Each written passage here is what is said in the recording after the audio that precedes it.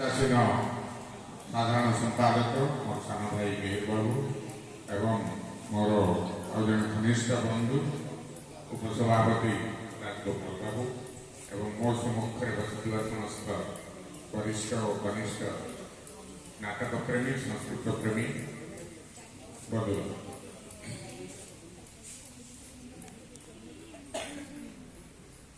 मत सबुठ बहुत खुशी लगी 2 वर्ष तले जितेबले यही मंच कलाकार संघटी कहीं भावुँ ये बोधे गोटे अनुष्ठान ओडिशा रे जी कि विभिन्न अनुष्ठान मानक नहीं गठित ना सारा ओडिशा रे परंपरा कहि विभिन्न अनुष्ठान भितर विद्वेष आमर भी ये ना कहबी किंतु ए अनुष्ठान या निश्चित भाव में ये गोटे शुभ संकेत ए कला और नाटक किमती उन्नति हम निजर व्यक्तिगत आकांक्षा को पछरे पकईकि किमती आम काम कर अभिप्रेत हम ये जो अनुष्ठान लक्ष्य निश्चित भाव में ये प्रशंसा योग्य से प्रथम मुझे अनुष्ठान समस्त कर्मकर्ता एवं जो मैंने अनुष्ठान कर मुख्य भूमिका ग्रहण करते से प्रथम साधुवाद देखु मंच नाटक गोटे बहुत व्ययबहुल कष्टसाध्य कार्य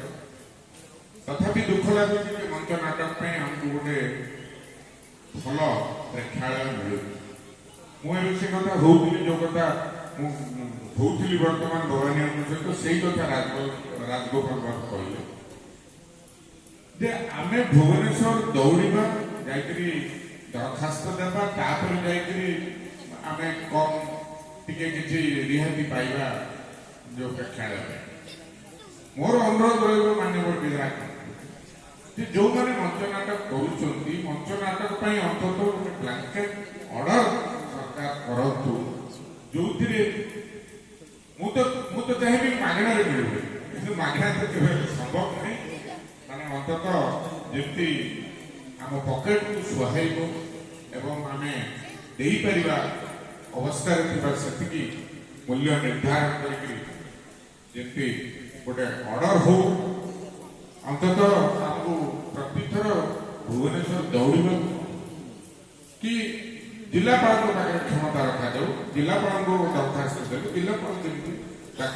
अनुमोदन करते गोटे किसी व्यवस्था कराफल समय भी बचब और द्वितीय कथा समस्ते भी भुवनेश्वर दौड़ी पाए समस्ते भुवनेश्वर दौड़ा संभव नहीं एवं सेक्रेटेरिएट भितर पशिवाई पास दरकार से भी जोगाड़ करने समस्त पक्ष संभव से मोर अनुरोध रहा विधायक बहुत उद्यमी बहुत सभा मु सांस्कृतिक सभा विधायक कहले प्रायतः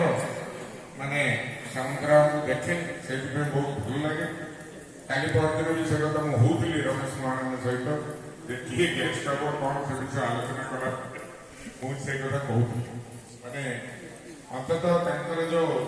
अंगीकारबद्धता अच्छी यही कला संस्कृति से बजाय रहू एवं आमर ये जो उद्यम आहरी फलवती हो यही आशा निश्चित भाव में विधायक पाखे रखी काली ठारू आरंभ हो नाटक परंपरा ये चलो 25 तारीख पर्यटन चलो निश्चित भाव में गोटे साधु उद्यम विभिन्न अनुष्ठान गोटे